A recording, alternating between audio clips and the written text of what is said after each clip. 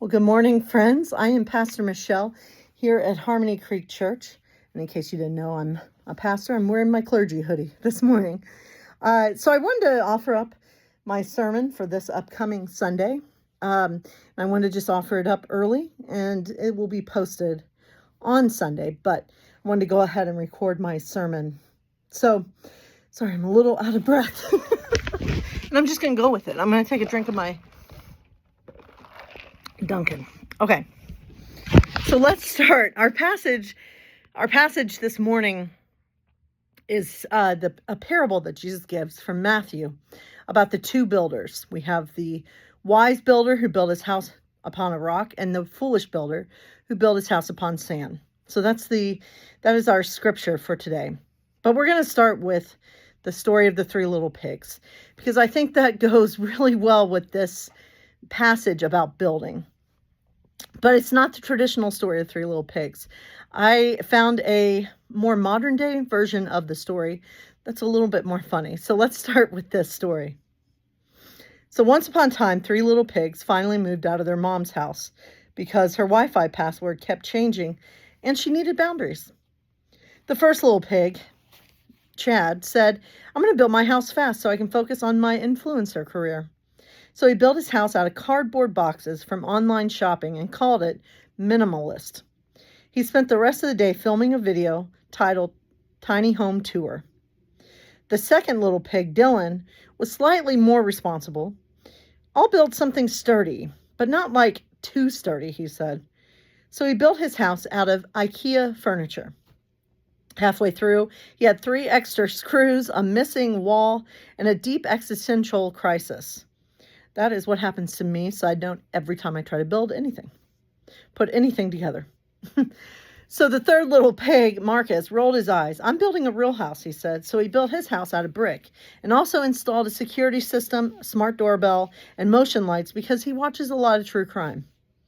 So one day the big bad wolf showed up, but this wasn't your average wolf. This wolf had a podcast called Huff and Puff, Toxic Masculinity in the Forest, and a gym membership that he never used. So he walked up to Chad's cardboard house and said, "Little pig, let me in." And Chad replied, "Sorry, I'm in the middle of going live."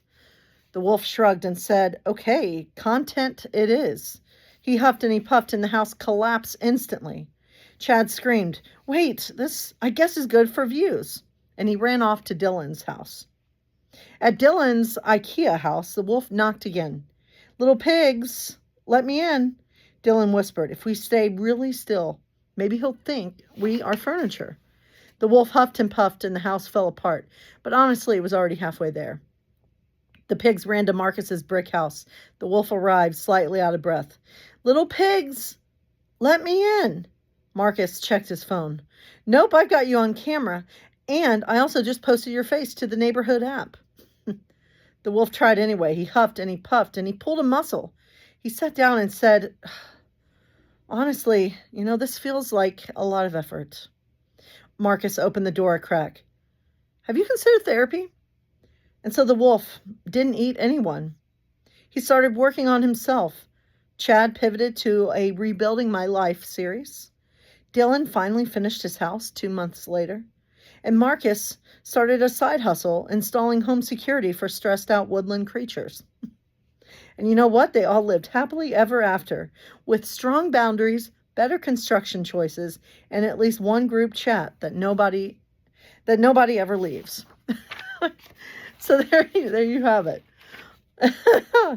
So we think about that story, right? The three little pigs. One of the pigs in the traditional one, right? In the traditional one little pig builds with straw, the other one builds with sticks, and the other one chose bricks. And when the wolf comes, right, the difference isn't effort. The difference is foundation. It's what the pigs built the house out of, right? The first 2 pigs didn't have a strong enough foundation, while the third pig did. So it ties in the story in Matthew that Jesus tells a story that echoes this: the 2 builders, one foolish and one wise. And I want us to remember, though, that the foolish builder in this story isn't lazy, because they are building. They create something that stands, at least for a while.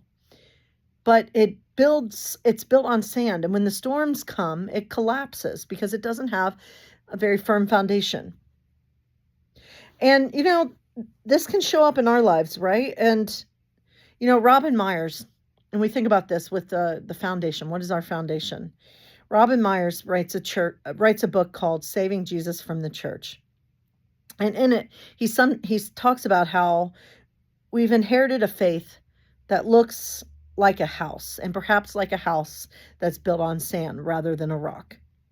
It doesn't have the depth to withstand real life.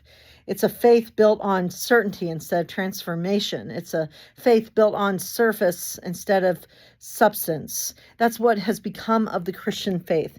And his whole thing in Saving Jesus from the Church is that he talks a lot about how we need to follow Jesus and not just focus on worshiping the Christ. We need to be following in the way of Jesus. That's what being Christian is all about. And so he says, Robin Myers says, when our house may not have a good foundation, our faith may not have a good foundation, when it collapses, it becomes an invitation perhaps for us to reconsider, what are we building our lives on? What are we building our faith on?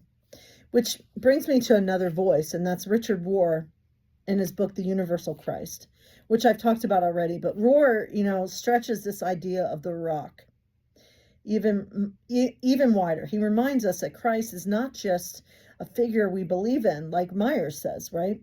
But it's a reality that undergirds everything. The rock is the very presence of God woven into all of creation. It's a foundation deeper than doctrine, deeper than institution, something eternal, unshakable, always present.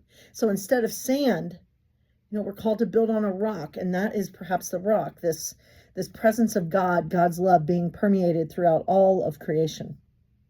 To build on the rock is to align ourselves with that deeper reality. It's to live in union with love, with truth, with the sacredness of all of creation. Rohr might say the foolish builder builds on the illusion of separation, ego, control, false certainty. Those are things that maybe the foolish builders build on. Foolish builders may build their faith around the fact that they are right and others are wrong. There's so many ways that we can take this, right? What it means to build on sand when it comes to our faith. But the wise builder lives from connection, right? From the groundedness in something bigger than ourselves. And so when the storms do come, and they always do, or the wolves come, the deeper foundation, the one that's built on rock and not sand, will hold. And biblical scholars, there's so much that could be said about this. Amy Jill Levine, she helps us hear this parable the way Jesus's original audience might have.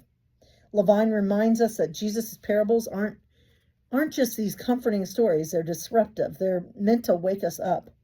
In this passage, she points out, I think, something important, that both builders hear the same words. The difference is access to the truth and what they do with it. Both builders are building something.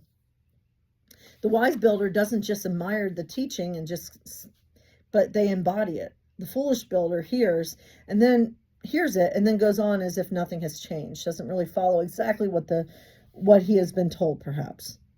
Levine pushes us to ask, are we content with just hearing the words, or are we willing to be changed by the words? Because Brian McLaren reminds us that, faith is something we practice. It's not something that we just believe. It's something we have to live out, a life we build, and not just an idea we agree with. And Nadia Bolz-Weber, reminds us that grace meets us right in the mess, but it doesn't leave us there. It invites us to something deeper, more honest, and more real. And that's, I think, what it means to build, right? Build on the rock. All of them, I think, in their own way, are pointing back to the same truth that Jesus was teaching. What are we building our lives upon? And that brings us, I think, to a movie called Life as a House. So George is the main character, and he begins in the movie as a foolish builder. He begins, feeling disconnected. He's ungrounded. He's going through the motions. But when the storm comes, and in the movie, his storm comes in the form of a diagnosis of brain cancer, fatal brain cancer. And he is told he has months to live, if that. And when that happens, everything changes. And as the movie progresses, George begins to act differently. In the beginning, his life perhaps was a little more all about himself. But then throughout the movie, he starts to have reconciliation with the people in his lives, including his ex-wife and including his kids, which he had pushed away. He begins to live in this more honest and vulnerable way. And he goes from being a foolish builder to being a wise builder. And it's a beautiful movie. And what I love about the movie is at the end, when George is about to die, his kids and his ex-wife, they finished building the house that he started building. Because I forgot to say, that's what he did when he was diagnosed. He decided to build a house. And there's a scene where he's in the hospital and he's moments away from taking his last breath. And his window is in a position where at the hospital where he can see where he had started building his house. And he's able to see the house that he started to build, and he's able to see what his kids and those who loved him were able to do after he was not able to do it anymore. And I love that, because that goes on to think, I think it really points to how, Jesus came into this world, right?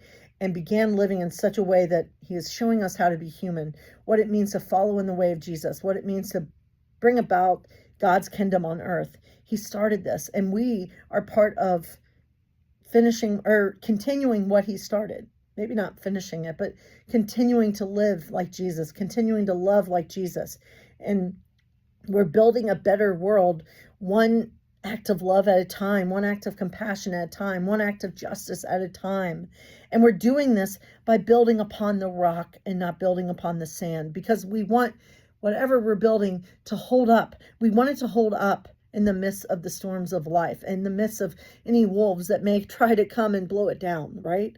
And so I think that's how I really love the movie and how it connects to this passage.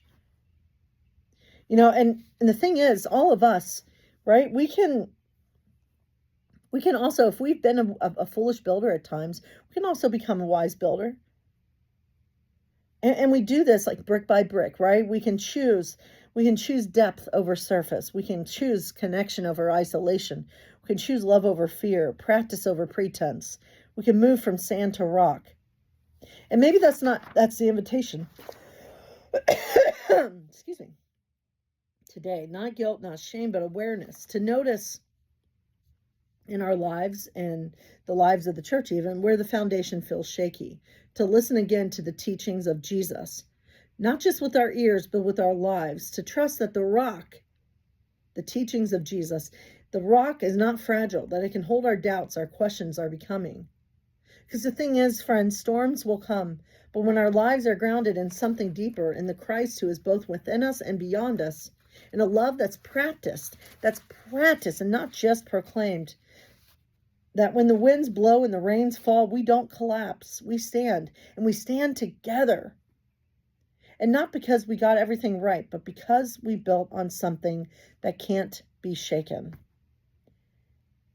And so, my friends, I just invite us to remember, what is our rock? What are we building our lives upon? What are we building our lives of faith upon? Are we building it upon sand? Or are we building it upon a rock? Something that can withstand any elements of life that may come our way. And so God bless you, my friends, and go in peace. And remember this, that you are loved far more than you can even imagine. You are God's beloved through and through. Much love to all of you.